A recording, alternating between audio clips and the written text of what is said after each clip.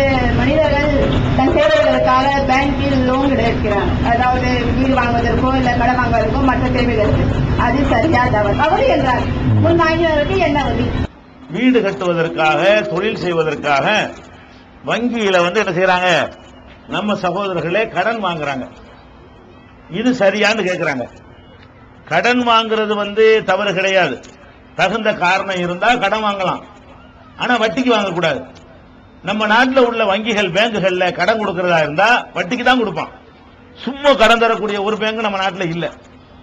சட்டப்படி அப்படி கொடுக்கவும் இயலாது. நம்ம நாட்டில் உள்ள ரிசர்வ் வங்கியுடைய உத்தரவு பிரகாரம் வட்டி இல்லாத எந்த ஒரு கடனும் எந்த ஒரு வங்கியும் கொடுக்க முடியாது. வட்டி இல்லாத கடன் கொடுக்கறதுக்கு பேங்குக்கு, இஸ்லாமிய பேங்குக்கு அனுமதி தான் கேட்டுட்டு இருக்கிறோம். 50 வருஷமா போராடுறோம், வந்து தரமாட்டேங்கிறாங்க. நம்மள கொடுக்கறது கூட விட மாட்டேங்கிறான். வட்டி இல்லாம கடன் கொடுக்கறதுக்கு நாங்க பேங்க் ஆரம்பிக்கிறோங்கிறதுக்காக வேண்டி எவ்வளவு முயற்சிகளை அறிஞர்கள் 50 வருஷமா சொல்லிக் கொண்டிருக்கிறார்கள். இந்த அரசாங்கம் ரிசர்வ் பேங்கை வச்சுக்கிட்டு அதெல்லாம் கிடையாது, வட்டியை கொண்டுதான் செய்யணும், வட்டி இல்லாம நீனும் செய்யக்கூடாதுங்கிறான். அவனும் செய்ய மாட்டானா. நம்மளா செய்யலான்னு பார்த்தா நீனும் செய்யக்கூடாதுன்ற அளவுக்கு தடை போட்டு வச்சுக்கிறாங்க. அப்படி இருக்கும் பொழுது நீங்க பேங்க்ல கடன் வாங்கும் பொழுது என்ன ஒத்துக்கிட்டு வாங்குறீங்க? இந்த ரூபாய்க்கு இவ்வளவு ரூபாய் நாங்க வட்டி செலுத்துவோம் என்று ஒத்துக்கொண்டு வாங்குறீங்க. இதை பற்றி ரசூலுல்லாஹ் என்ன சொல்றாங்க? லஅனல்லாஹு ஆக்கிலர் ரிபா, வட்டியை வாங்கி சாப்பிடுறவனையும் அல்லாஹ் சபிக்கிறான். ஓ மூக்கிலஹு, சாப்பிடுவதற்கு வட்டியை கொடுக்கிறான அவனையும் அல்லாஹ் சபிக்கிறான். ஓ ஷாஹிதைஹி, அதுக்கு சாட்சியா இருக்கிறான அவனையும் அல்லாஹ் சபிக்கிறான். ஓ காத்திபஹு, அதை எழுதி பதிவு செய்யறான அவனையும் அல்லாஹ் சபிக்கிறான். இப்படி சொல்லிட்டு குல்லுகும் சவான்ட்டாங்க.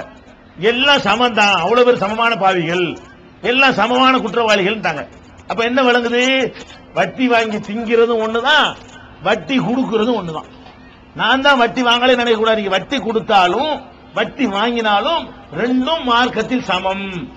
இதை நீங்க கவனத்தில் வைத்துக் கொள்ள வேண்டும். வட்டிங்கிறது வந்து அல்லாஹ்வை பொறுத்த வரைக்கும் அல்லாஹ் வந்து 2-3 விஷயத்தை தான் நம்ம தேடி பார்த்த வரைக்கும் அவனுக்கு எதிரான யுத்தம் என்று அவன் சொல்றான். அல்லாஹ் வந்து 2-3 விஷயத்துல என்ன செய்யறான்? வாடா சண்டைக்கு என் கூட கேட்கறான். அதுல ஒண்ணு என்ன? பள்ளி வாசல தொழுவதற்கு தடுக்கிறாங்க பாருங்க. அவங்க விஷயத்தெல்லாம் என்ன பண்ணிட்டான்? என்கிட்ட கொடுத்தான். கல்லால இல்லம் எந்தகி விலகி கொள்ளவில்லை ஆனால் நஸ்வாம் பின் நாசியா, அவன் குடுமையை நான் பிடிப்பேன், நீ விலகிக்க, நான் பாத்துக்கிறேன் அப்படின்னு சொல்லி பள்ளி வாசலை விட்டு யாராவது தடுத்தான், தொழுக வர்ற ஆளை வந்து தொப்பி போடாம வராத, நெஞ்சில கை கட்டினா வராதுன்னு தடுத்தால் அவன் எனக்கு எதிரி. ஏன் வீட்டுக்கு வர்ற தடுக்க இவன் யாருன்னு நல்லா கேட்கறான். வீடு அல்லாஹ்வுடைய வீடு, பள்ளி வாசல் அல்லாஹ்வுக்கு சொந்தமானது.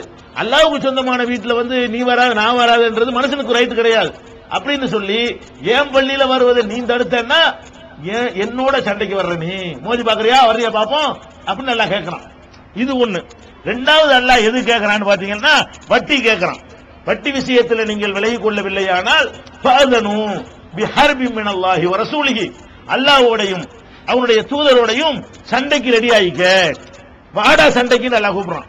அடே நீ வட்டி வாங்கன்னு சொன்னா நீ என்னோட யுத்தத்துக்கு வர ரெடியா? நீ எனக்கு எதிராக போர் செய்ய ரெடியா? வா அப்படின்னு அல்லாஹ் யூஸ் பண்றான்னா இந்த வட்டியை எவ்வளவு பெரிய பாவமாக அல்லாஹ் எடுக்கிறான்.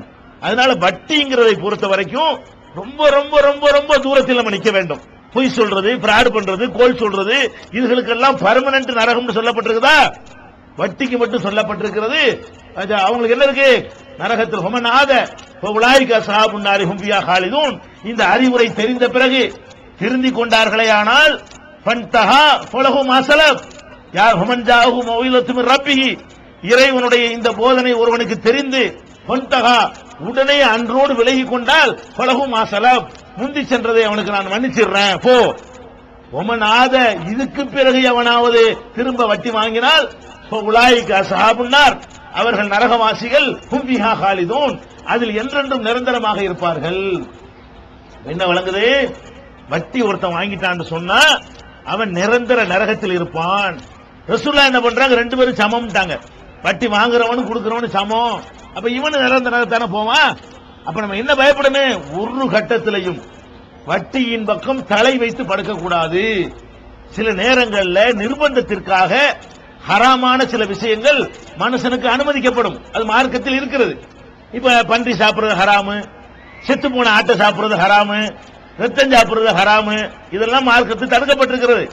இதை சொல்லும் போது அல்லாஹ் என்ன சொல்றான்னு கேட்டா, யாராவது நிர்பந்தத்திற்கு உள்ளானால், ஒருத்தருக்கு சோறே கிடைக்கல, பிச்சை கேட்டாலும் கிடைக்கல, காசுக்கும் கிடைக்கல, காசும் இல்ல, சாப்பிடாடி செத்து போயிருவான். இவன் என்ன செய்யலாம்? அதுக்காக செத்து போன ஆட்டை கூட திங்கலாம். ஹராமு மட்டும் அவனுக்கு மன்னிக்க கொஞ்ச நேரத்துக்கு மட்டும் உயிரை காப்பாற்றுறதுக்காக வேண்டி செத்து போயிடுவான் என்று இருந்தால் அவன் சில ஹராமான விஷயங்களை கூட அவன் செய்யலாம். இது மார்க்கத்தில் அனுமதி இருக்குதுங்க. ஆனா வட்டி வாங்குறதெல்லாம் நான் பார்த்த வரைக்கும் அப்படி நிர்பந்தத்துக்கு வாங்கல. ஒரு வேலை உதாரணமாக நம்ம மனைவி ஆஸ்பத்திரியில் சேர்த்துட்டோம், பணம் இல்ல, இன்னைக்கு ஆபரேஷன் பண்ணாட்டி அவர் மண்டையை போட்டுருவாரு, வட்டிக்கு தான் கிடைக்கும், இது உனக்கு நிர்பந்தம். இது என்ன செய்வோம்? எல்லாம் மன்னிக்கிறேன். இது நம்ம சொத்தை பெருக்கிறதுக்காக வாங்கல. பாப்பா மூத்தா போயிருவார, இன்னைக்கு மருந்து பணம் கட்ட சொல்றானே, கடன் கிடைக்க மாட்டேங்குது, வேற என்ன வழி? இந்த மாதிரி ஒரு நெருக்கடிக்கு வரும் பொழுது உங்களுக்கு மன்னிக்கப்படுகிறதோ அனுமதிக்கப்படுகிறதோ சொல்லக்கூடாது. அந்த ஹராமை நீங்கள் செய்றீங்க, அல்லாஹ் அதை மன்னிக்கிறான், அது மன்னிக்கப்படுகிறது. அதே மாதிரி நிர்பந்தமான ஒரு நிலையில் நீங்கள் வட்டி வாங்குற நிலைக்கு தள்ளப்பட்டால், நிர்பந்தம்னா எனக்கு தெரிஞ்சு ஒரு ஆக்சிடென்ட், ஒரு மருத்துவம், அதுதான் நிர்பந்தங்கிறது. ஒரு வீட்டை 2 வீடாக்குற நிர்பந்தமா? குடிசை வீட்டை மாடி வீடாக்குற நிர்பந்தமா? குடிசையில வந்து செத்தா போயிருவீங்க. என் சகாபாக்கெல்லாம் குடிசையில வாழலையா? குடிசை வீட்டை மாடி வீடா வாக்குறதெல்லாம் என்ன செய்யக்கூடாது? நிர்பந்தம் நினைக்க கூடாது.